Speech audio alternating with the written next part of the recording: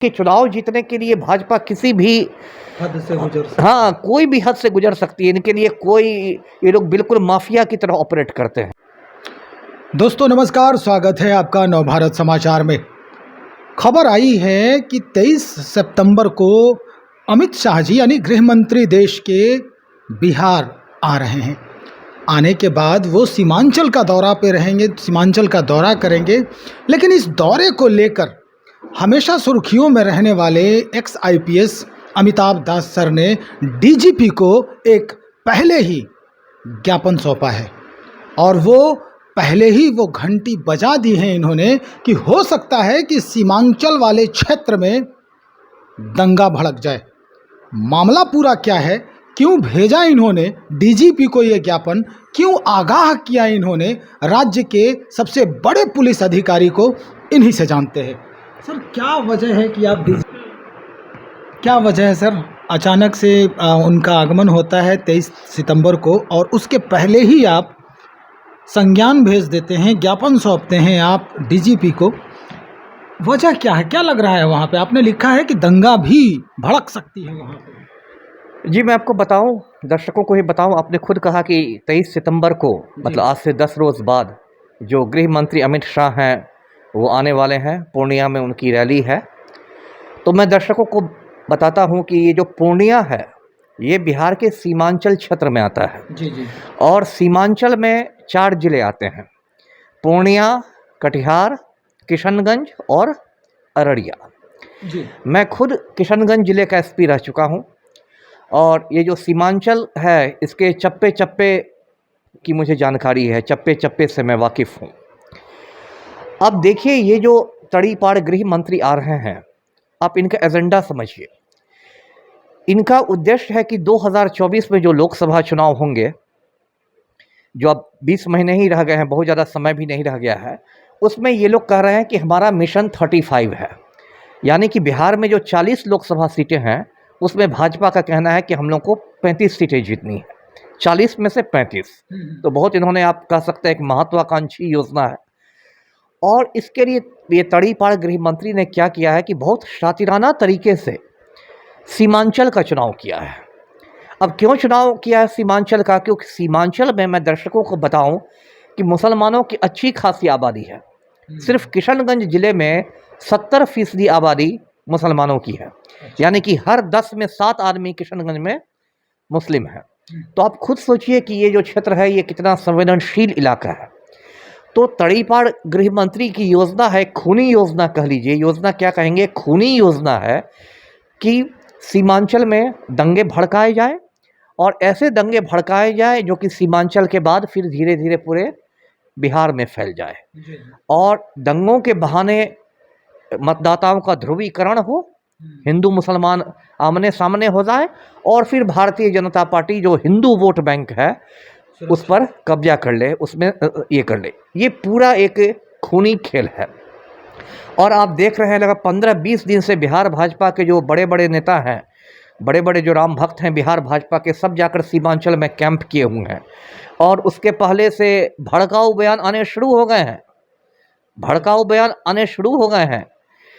एक भाजपा के हैं बड़े नेता, उन्होंने कहा कि हाँ, उस इलाके के लोग तो सिर्फ बच्चे पैदा करना जानते हैं। मतलब भड़काऊ बयान आने शुरू हो गए हैं, मतलब दंगों की जमीन तैयार की जा रही है।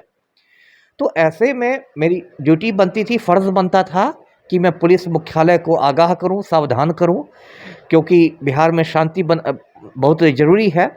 और इसलिए मैंने डीजीपी महोदय को लिखा है कि भाई ये खूनी खेल होने जा रहा है और इसलिए आप बिहार के सभी ज़िलों के एसपी को आप अलर्ट कर दीजिए, वो सतर्क हो जाए और ऐसी जितनी ताकतें हैं जो दंगे कराने वाली ताकतें, उन पर कड़ी नज़र रखा जाए और प्रिवेंटिव एक्शन दिया जाए, पहले से ऐसी कार्रवाई की जाए कि ये दंगे नहीं हो सके। तो कुल मिलाकर यही मामला है। जी सर, ये 23 को आना इनका और 2024 में चुनाव है, उसके पहले आपने कहा ज़मीन तैयार की जा रही है। तो ये जो 3 ज़िलों का जिन्होंने चयन किया है, अगर वो वहाँ पे विज़िट कर रहे हैं तो वहाँ से राजनीतिक परिदृश्य में क्या बदलाव हो सकता है? हिंदू मुस्लिम तो खैर हर जगह हो सकता है, लेकिन बिहार में ये 3 जिले, क्या पहले इस तरह की स्थिति नहीं बनी थी राज्य के जो नेता हैं उनके लिए? देखिए, मैं अभी से बता देता हूँ दर्शकों को कि वहाँ तड़ीपार गृह मंत्री आएंगे और जो भी उनका भाषण होगा, मैं अभी से भविष्यवाणी कर रहा हूँ, जो मेरी राजनीतिक समझ है, उसमें वो भड़काऊ बातें कहेंगे। वो जो घिसी-पिटी बातें हैं भाजपा की कि उधर बांग्लादेशी घुसपैठी आ रहे हैं, इसलिए उधर मुसलमानों की आबादी बढ़ रही है, तो ये हो रहा है, तो वो हो रहा है। और अब एक बात ये भी फ़िज़ा में तैर रही है बात, अभी मैं पुष्टि नहीं कर रहा हूँ, लेकिन फ़िज़ा में तैर रही है कि इन लोग का एक और प्लान है कि जो सीमांचल है उसको बिहार से अलग करके उसको यूनियन टेरिटरी का दर्जा दे दिया जाए, केंद्र शासित प्रदेश का दर्जा दिया जाए। जैसे लद्दाख को जम्मू और कश्मीर से अलग करके यूटी बना दिया गया, यूनियन टेरिटरी बना दिया गया, तो एक ये भी भाजपा खेल सकती है। क्योंकि देखिए, चुनाव जीतने के लिए भाजपा किसी भी हद से गुजर सकती हाँ, कोई भी हद से गुजर सकती है। इनके लिए कोई, ये लोग बिल्कुल माफिया की तरह ऑपरेट करते हैं। ये लोग चुनाव जीतने के लिए कहीं पर पहुंच जाएंगे। मुश्किल बात भाजपा के लिए क्या है कि महंगाई और बेरोजगारी के मुद्दे पर अभी मोदी सरकार के प्रति देश भर में बहुत आक्रोश है। आम आदमी की नज़र से मैं कह रहा हूँ, आम आदमी की कमर टूट गई है महंगाई से, आम आदमी की कमर टूट गई है बेरोजगारी से।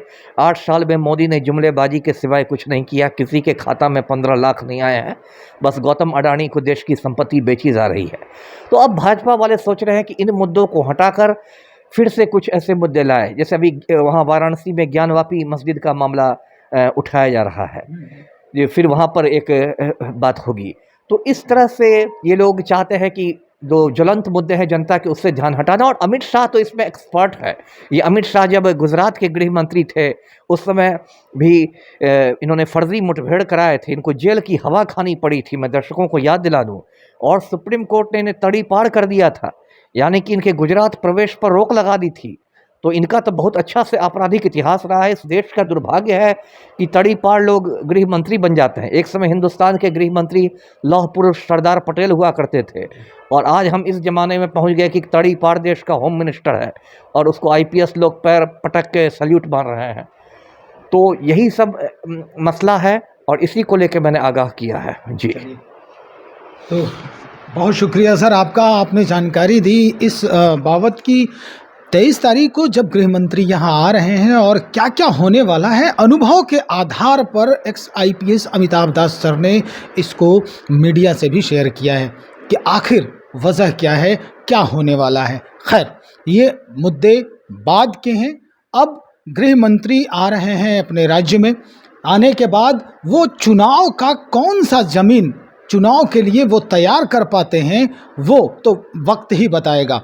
फिलहाल राज्य में जिनकी सत्ता है वो इसे किस तरह से हैंडल करते हैं और सर के दिए हुए संज्ञान को किस तरह से यहाँ के जो मुखिया हैं, पुलिस कप्तान, वो कैसे लेते हैं, ये तो आने वाले 23 के बाद ही पता चल पाएगा।